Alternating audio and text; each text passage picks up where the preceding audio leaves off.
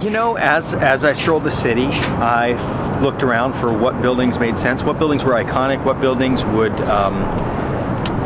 work to show off the city. When I imagine a walk, I imagine the postcard. I imagine the front page of the paper. Yeah. And as I seek that location, or as I sought that location, I ran across Marina City. Of course, I've known of the buildings for many years, and they, if you look at them, in my opinion, they look like they were made to walk a wire between.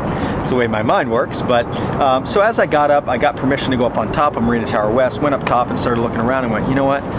If I were able to walk over the river uphill, it would be extremely challenging. It would be extremely impressive. It would take people's breath away, which is what it's about. And it would also showcase the city and showcase the river and the skyline. And so that was really what played into the walk. And then I looked over and saw Leo Burnett Building, which is a gorgeous building, and thought, you know, this is perfect. It's made for it. You know, it's really about staying focused on what I'm doing. I kind of get into a zone, and it's time to perform. It's time to perform, and this is something I've done my whole life. And you know, my great-grandfather said life is on the wire, everything else is just waiting. And it's very true for me and my family. And I just kind of get into my own world, if you will. And I take those steps, and as I take every step, I continue to stay in that zone. I continue to talk to myself. I'll train in winds of 90 miles an hour. I won't walk this wire if the winds are over 50 miles an hour. So, you know, we'll just postpone at that point. Of course, I have an incredible legal team, has worked with the legal teams of each building to come to an agreement to where everybody's happy. You know, indemnity release for the city so that they're not liable if there's any issues. I carry a large insurance policy that covers any damages if there were to be any.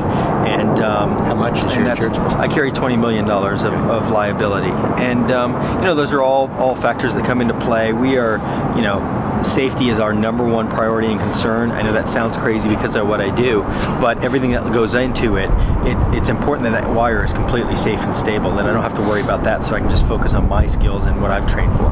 You know, we all take challenges, we all take risks in life, and this is something that to me is less risky than it is to the average person, for sure, in my mind.